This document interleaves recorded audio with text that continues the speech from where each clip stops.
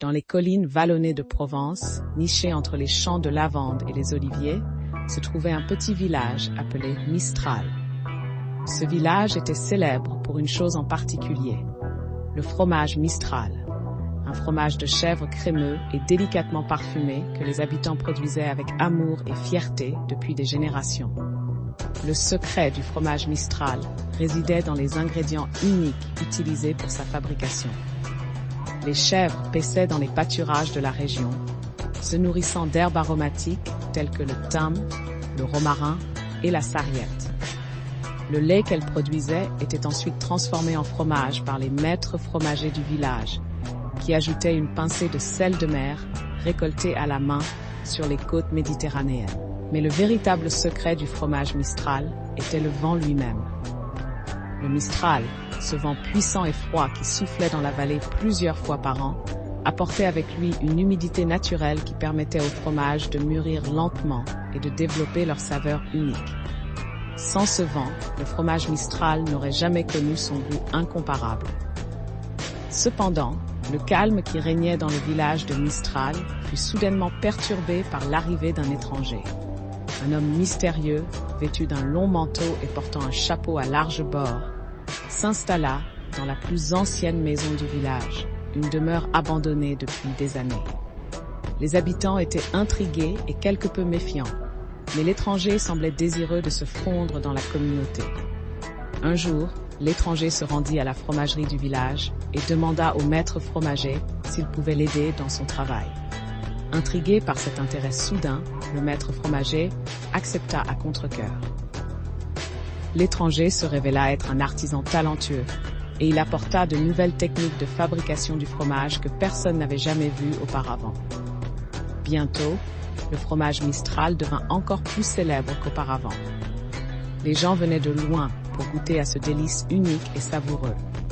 Le village prospérait et les habitants étaient reconnaissants envers l'étranger pour le renouveau apporté à leur tradition séculaire. Mais un jour, le vent changea. Le Mistral se leva plus fort que jamais, apportant avec lui une tempête de neige qui recouvrit le village d'un épais manteau blanc. Les habitants se pelotonnèrent autour de leur feu de cheminée, attendant que la tempête passe. Pendant ce temps, dans la vieille maison abandonnée, l'étranger s'activa, préparant quelque chose d'inhabituel.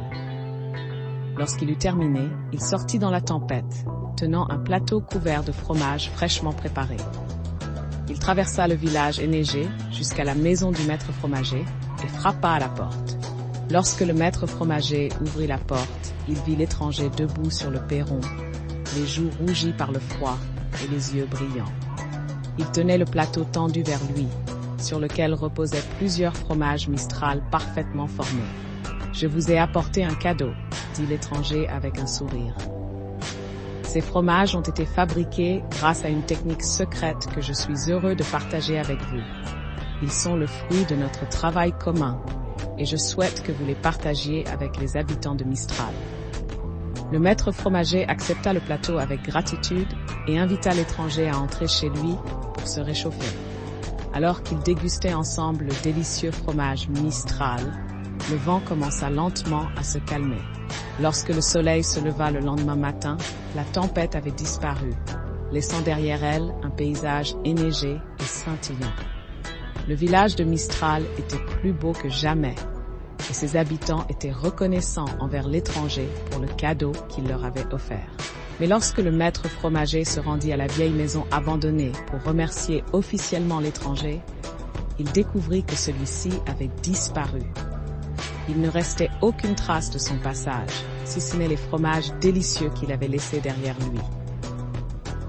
Les habitants de Mistral se demandèrent toujours qui était cet étranger mystérieux, mais ils savaient qu'ils lui devaient la renaissance de leur tradition séculaire.